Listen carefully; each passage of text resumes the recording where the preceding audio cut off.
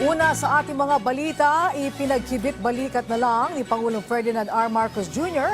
ang pahayag ni dating Pangulong Rodrigo Duterte kaugnay sa kanyang foreign trips.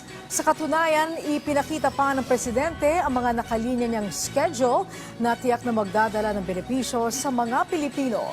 Mula Czech Republic, ang sentro ng balita ay hahatid ni Kenneth Pasyente live.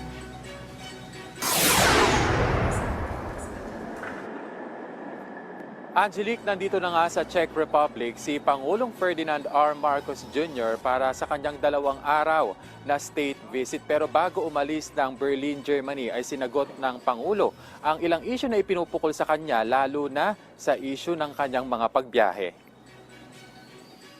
Ito yung schedule ko. Saan yung pasyal? This is my schedule for today. Where's the paseo? Wala. Yung kasama niyo kami. We don't make pasyal.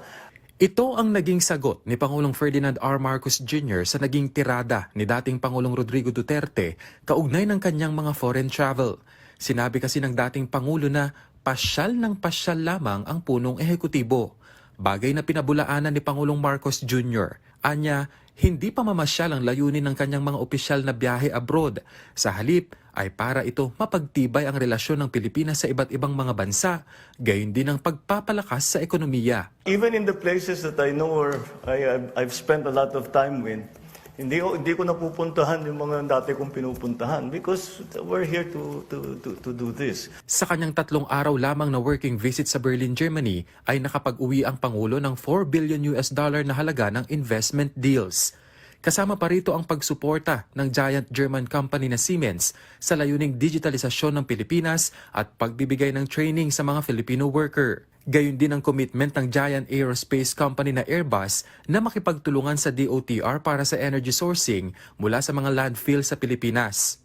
Nagkaroon din ng pagkakataon ng Pangulo na makipagpulong sa Bosch Company kung saan nabanggit niya sa top executives nito ang pagtulak ng Pilipinas para sa jeepney modernization. Sa tala ng DTI, aabot na sa $72 billion ang mga nakuhang investment ng bansa mula sa mga foreign trip ng Pangulo na may kabuang 148 projects.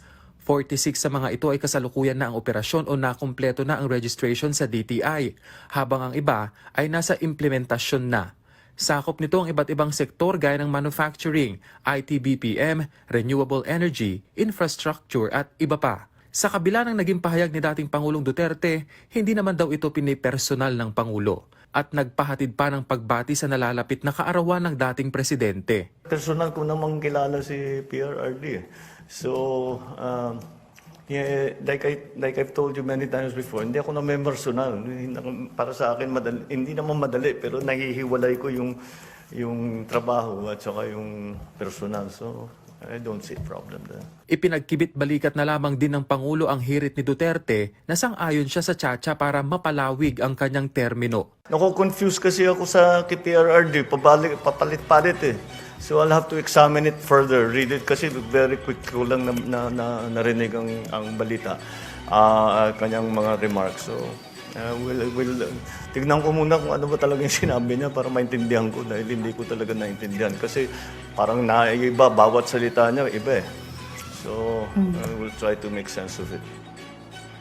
Angelique, mag-aalauna nga ng madaling araw dyan sa Pilipinas nang dumating si Pangulong Ferdinand R. Marcos Jr. at First Lady Liza Marcos dito sa Prague, Czech Republic. Angelique. Yes, Kenneth, ano-ano ang mga aktibidad ni Pangulong Marcos dyan sa Prague na dapat nating abangan? Ng umaga ay magsisimula na yung mga aktibidad ng Pangulo dito sa Prague, Czech Republic. Kasama na dyan yung pakikipagpulong kay Czech Republic Peter Pavel kung saan mapag-uusapan nga ng dalawang leader yung pagpapalalim pa ng relasyon ng Pilipinas at ng Czech Republic. At yan na muna ang latest. Balik sa'yo, Angelique. Okay, maraming salamat sa iyo, Kenneth Pasyente.